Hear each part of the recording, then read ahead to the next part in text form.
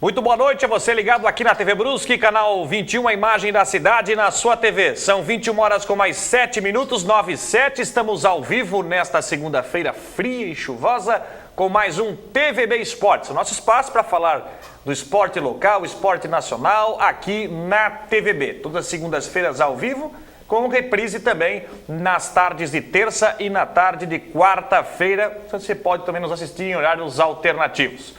TV Esportes está chegando em nome de Lemos Esportes. Promoções especiais esse mês de agosto. Corra, aproveite na Lemos Esportes neste frio aí com agasalhos, com preços especiais. Você encontra lá na Lemos Esportes, que fica em frente à Praça Central da cidade. Terminou na última semana mais uma edição do Rally Internacional dos Sertões, né? Uma prova de reconhecimento internacional no rally, onde participam motos, quadriciclos, caminhões, carros e que teve participação de pessoas aqui da terrinha. Até eu estava conversando que o choque térmico deve ter sido grande, né? Para quem estava lá no sertão e de repente vem para Brusque para encarar todo esse frio. E nós vamos falar um pouco da experiência desse Rally dos Sertões. Eu estou recebendo hoje aqui no nosso programa o Aristides Mafra Júnior, ele que participou do Rally dos Sertões, uma segunda colocação na categoria Over. Nós vamos falar bastante coisa sobre o Rally dos Sertões, como é que funciona, a preparação, curiosidades da prova. Temos algumas fotos também que a gente vai mostrar no programa desta segunda-feira. Também vamos falar um pouco do Brusque. O Brusque não jogou esse final de semana, joga somente no sábado em Porto Alegre contra o Cruzeiro. Não jogou, mas vamos passar aí um apanhado do grupo do Brusque também no programa de hoje. Paulo Sérgio já está aqui com o seu sobretudo e com a sua boina, né? Veio prevenindo que o frio hoje está realmente de rachar.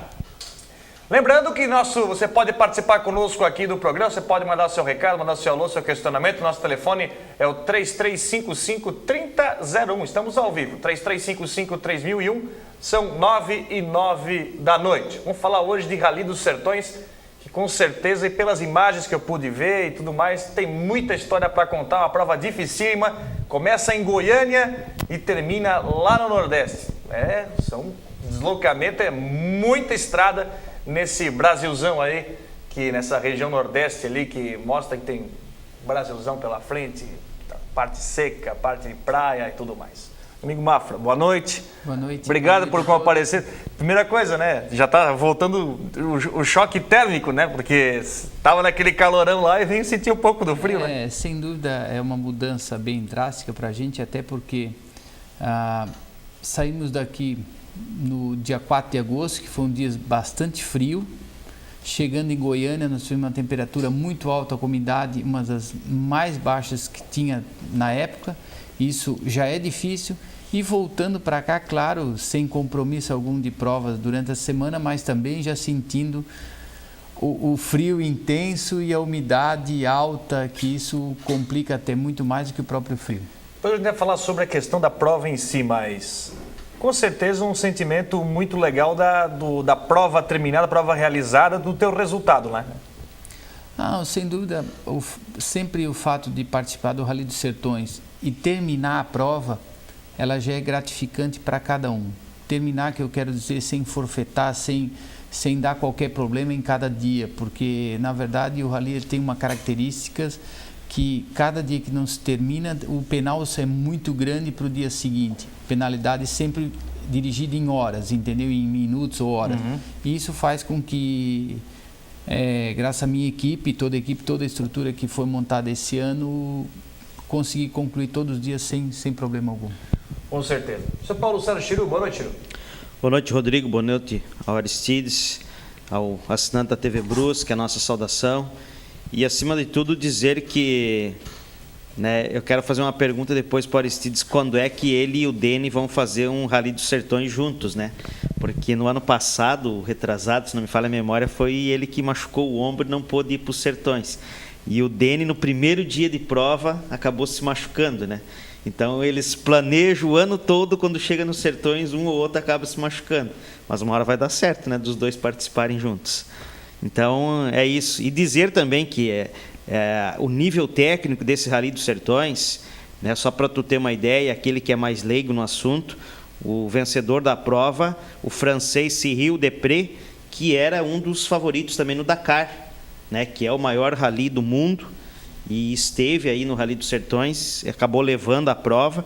Então, para você ver como é que é o nível técnico. E depois, no decorrer do programa, a gente vai perguntar também se daqui a pouco pinta quem sabe, aquela vontade de ir para um Dakar, né? Já que é aqui do lado, né? Na Argentina. Já que agora eles mudaram a prova do Dakar, não é mais naquela região da África, como é até aqui na América do Sul mesmo.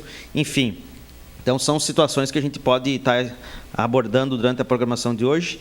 E falando do gol de bicicleta do Leandro Damião, da rodada do Brasileirão aí, enfim, o Juventude que acabou tropeçando com o Cruzeiro lá em Caxias do Sul, e dessa onda de frio que está por aí, a gente vai discutir durante o programa de hoje. Então tá certo. Para a gente começar a falar sobre Rally Internacional dos Sertões, uma prova que ela tem uma distância enorme, ela começa lá em Goiânia, né? E ela atravessa ali Tocantins, Maranhão, Piauí, atravessa todo o Nordeste e termina na beira do mar.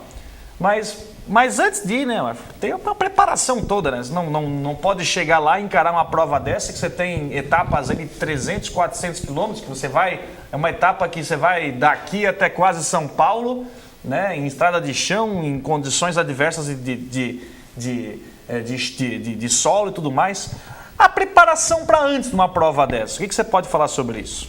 Olha, primeiramente, posso antecipar que eu acho que cada um que tenha vontade e muita força de vontade de fazer, ele tem condições de fazer uns sertões. Primeiro, ele tem que ter vontade bastante de andar de moto e gostar daquilo realmente e tornar aquilo alguma coisa prazerosa. O preparo, geralmente, para iniciar para uns sertões, ele inicia praticamente um ano antes. A pessoa já tem que estar pensando o que vai fazer um ano antes, até porque ele tem que definir equipamento, qual é a motocicleta que ele vai andar, qual é a marca, adquirir alguns equipamentos especiais de navegação e coisa que geralmente a maioria deles não tem aqui no Brasil, é só fora, e começar a parte de treinamento. Eu acho que a parte de treinamento é fundamental, ela é um complemento do conjunto que está lá, mas ele é muito importante. O preparo físico realmente tem que estar bem condicionado, porque não é um dia de prova, você tem que estar inteiro no dia seguinte, no terceiro dia, no quarto dia, no quinto dia e assim sucessivamente, porque se você for pensar num dia de prova, no outro dia você está desgastado, a prova vai ser desgastante, não vai conseguir ficar em pé e vai começar a sentar e aí vai começar a vir os tombos. Então a preparação física, graças a Deus, para mim foi muito boa. Eu já vinha me dedicando já desde o começo do ano, bastante intensivo, uma preparação mesclada entre academia e bicicleta, e nos últimos 2 meses praticamente 2 horas direto de academia sem parar em circuito direto. Então, existe uma conta de treinamento na estação de piso aqui por perto, aqui na região? Como é que funciona a conta de treinamento? O treinamento com motocicleta? Isso. O treinamento de motocicleta, geralmente a gente faz 1 ou 2 vezes por semana, mesclando ele em trecho travado, que é pista, e trecho rápido, que é estradão, tá? Então, um treinozinho que a gente costuma fazer básico, sábado ou um outro dia qualquer que tem menos movimento, é tentar ir até Urubici e voltar, por trilhas que a gente já conhece. Isso dá uma média de 500, 400 a 600 quilômetros cada andada que a gente dá quando faz estradão. Por que esse é muito importante do treino do estradão? Porque é o espaço de tempo que você fica maior, você e o equipamento, o atleta e o equipamento, porque é ali que você sente onde é que a bota vai dar sovar, onde é que o capacete às vezes vai te cansar, onde é que a pressão de vento sobre a aba vai te fazer pressão no pescoço, onde é que você começa a ajustar os detalhes do equipamento. Uma viseira que no decorrer de um dia de sol muito intenso, ele vai te cansar a vista, um protetor de ouvido para você te acostumar. Então, esses treinos longos de 10 horas é que faz realmente a diferença lá, não só da parte física, mas sim dos ajustes finos, que a gente chama. Tem muita gente que faz esse treinamento, e independentemente que vai para os sertões ou não, quem é que faz junto com vocês aí? Praticamente quem vai para os sertões, todos os pilotos, nós tivemos esse ano, foram quase 80 pilotos que foram inscritos nos sertões, todos eles fazem um pouco disso. Alguns com mais intensidade, outros menos, mas todos fazem. Esse ano nós tivemos praticamente um recorde de piloto brusquense.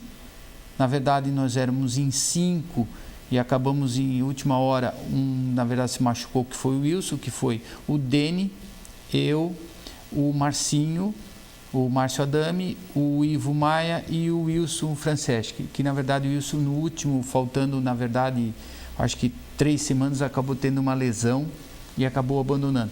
Todos 5 acabaram fazendo esse tipo de treinamento. É claro que alguns mais e alguns menos. Esse dá um diferencial na prova. E dá para reproduzir aqui mais ou menos o tipo de piso que você vai encontrar lá? A gente tenta mesclar bastante. Ibiraquera é um trecho de areia, é umas dunas perto de Imbituba, que a gente, pelo menos uma vez por mês, a gente acaba indo para lá fazendo um treinamento de areia. A estrada em si, e tenta pegar um trecho de cascalho, por isso que a gente vai um pouco para as montanhas, porque tu acaba pegando um trecho de cascalho, um cascalho mais grosso, mais pesado, que esse trecho acaba não acontecendo aqui, onde tu acaba utilizando um pouco a suspensão ao extremo. Então tu acaba ter um conjunto praticamente para todos, que é o que aconteceu nos Sertões esse ano. Teve muitos tipos de pisos, muito adversos, onde que teve seu diferencial, onde cada um treinou. Quebra muito o equipamento? Tem que trocar, tem que... Olha, eu diria que, sobre especificamente o meu equipamento, nós fomos muito bem montados para lá.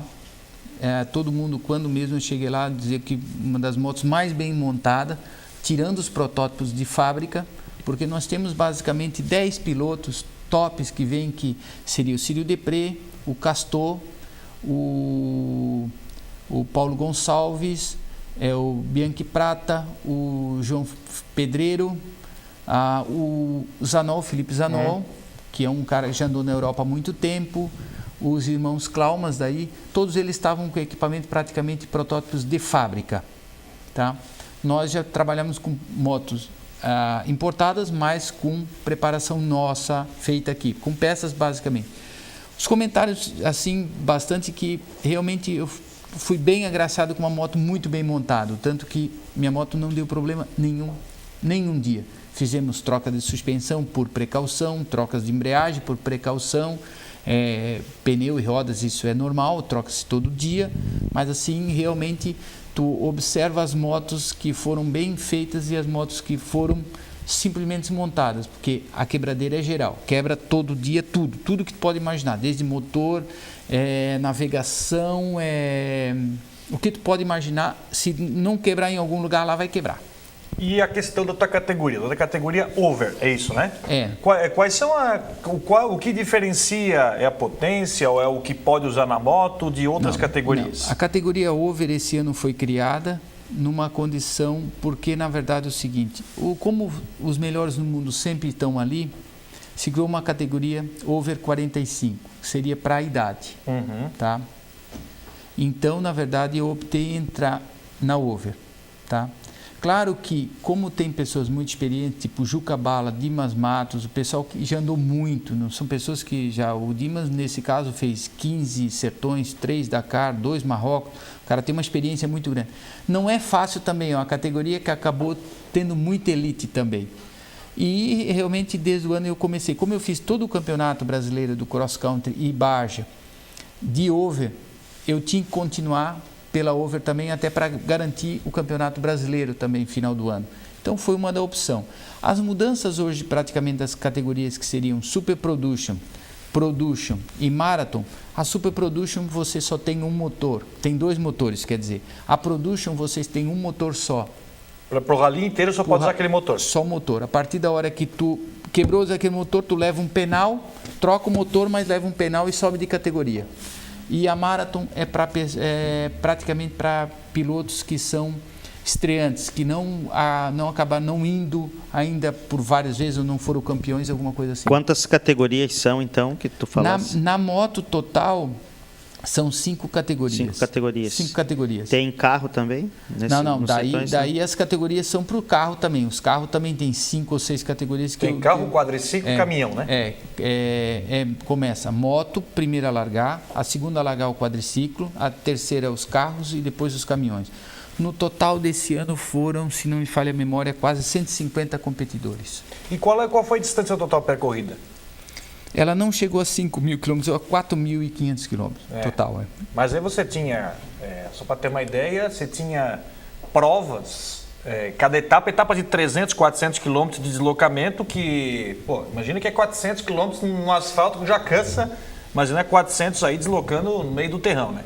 Rodrigo, uma curiosidade com relação a esses sertões, que até o Dakar ele foi sofrendo alterações, né, em virtude da dificuldade que era fazer o Dakar, de enfrentar guerras em território africano, por isso que eles mudaram até para a América do Sul, enfim. E o Dakar vinha tendo até notícias trágicas nos últimos anos, sempre morria um piloto, alguma coisa. Algum acidente mais grave que você tenha visto nesse dos sertões?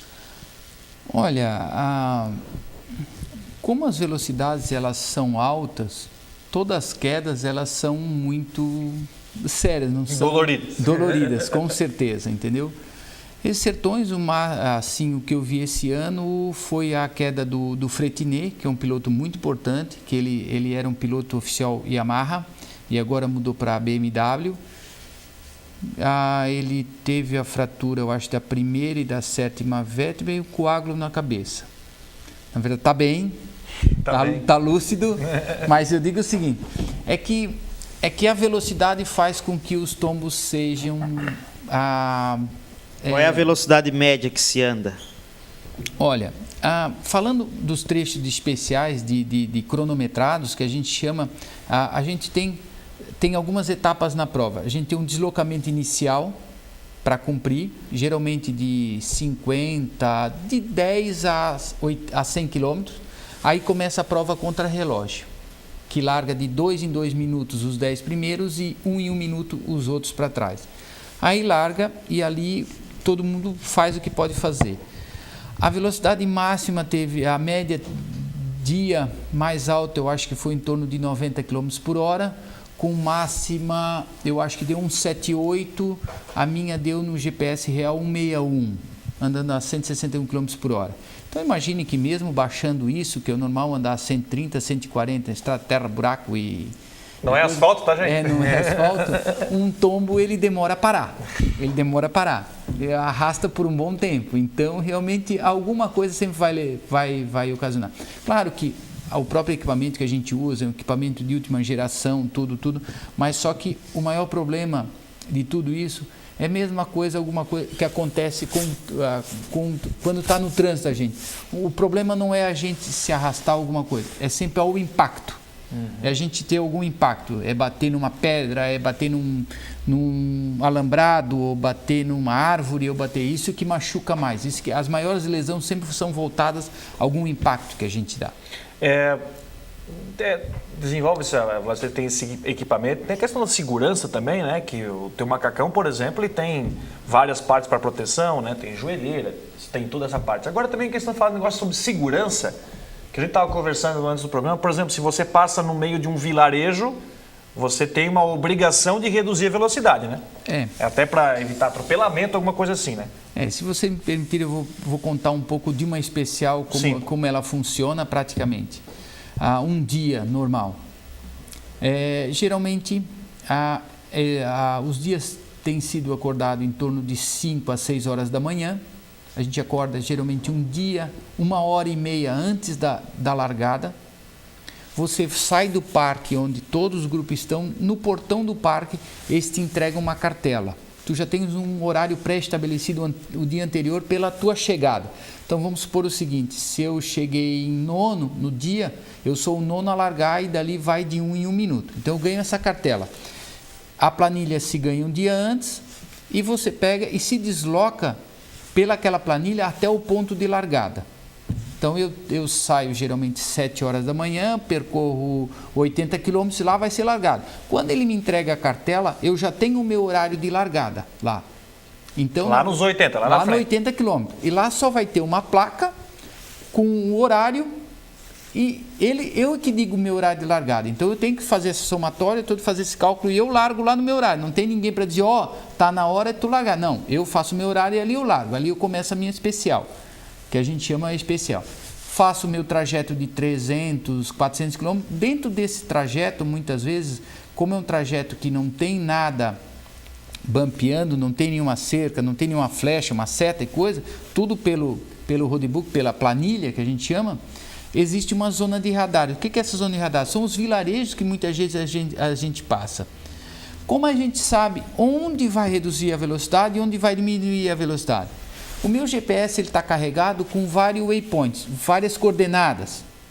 Quando eu chego naquela coordenada, ele me indica que eu tenho que reduzir a velocidade para uma velocidade média esse ano que era pico de 40, média de 30 com pico de 40. Esse ano foi um pouco diferente. Então eu tenho que chegar nesse waypoint e tá a 40 por hora. Se eu tiver a 42, eu levo um penal de 10 minutos por pico.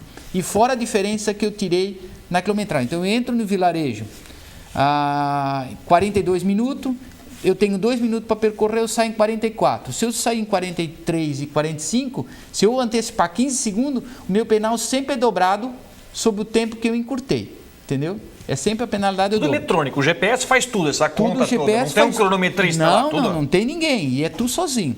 Só que esse ano eles criaram uma coisa interessante também. Fora o tempo entre um pico e outro, que eu levo um rastro junto comigo, um rastro são 2 GPS da organização, fora o meu eu levo mais 2 junto comigo, que eles fazem todo o meu roteiro e tudo o que eu faço. Se eu parei, se eu não parei, se eu estou andando, o helicóptero para me achar, tudo, qualquer coisa está nesse rastro. Se eu ultrapassei o pico de 40, eu levo um penal de 10. Então, realmente, esse ano eu tive muitas, porque eu vim muito tranquilo até a 7ª etapa, com quase 30 minutos de vantagem sobre o primeiro, que era o Dimas, mas realmente eu cometi um erro que eu estava chegando na pessoa, estava no pó, quando eu cheguei no waypoint, eu fiz o tempo, mas eu ultrapassei o pico, questão de 10 metros no pico.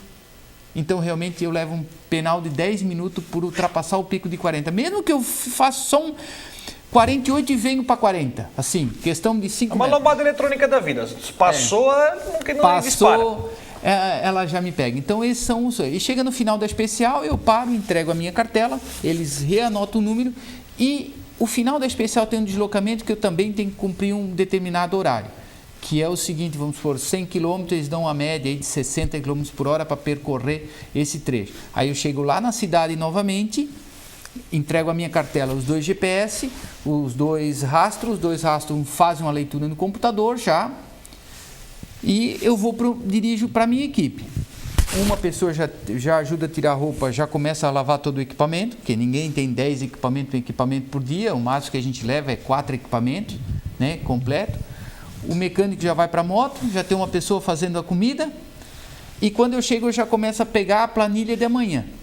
E aí eu começo a estudar toda a planilha. A planilha, ela se desenvolve da seguinte forma. Imagina uma criança pequena, nós temos umas canetas de 6, 8 cores, sim, caneta marcadores. Cada caneta para a gente é uma referência, é uma ideia, porque para a gente ajudar a identificar. Cada piloto usa uma cor diferente. Eu uso laranja fosforescente para mudança de direção. Toda vida que tem uma mudança de direção, eu pinto a quilometragem com laranja. Até a visão periférica já ajuda, né? Que já ajuda, já vê que é laranja. Porque é muito rápido, a 140 por hora, tu lendo aquilo, tu tem que só dar uma piscada e subir, não podes fazer muito tempo. Tu marca o amarelo marcador como direção, o azul como radar ou um riacho, um vermelho como mata-burro, quando é longitudinal, no sentido de perigo ou pedra, porque os níveis de perigo são nível 1, 2 e 3, então o nível 3 a gente marca com vermelho, um final de especial a gente vem apontando como roxo e assim vai indo. Então isso acaba ajudando. Então a gente geralmente perde 2 horas pintando a planilha. Então, tudo que eu não pintei quando era criança, nós pinta ali, 2 horas pintando. Chega a ser exaustivo, porque tu já vem cansado, tu pega uma bobina daquela de máquina de somar de todo o comprimento e começa a pintar. E tem que pintar certo, porque não adianta, se tu pintar errado é pior.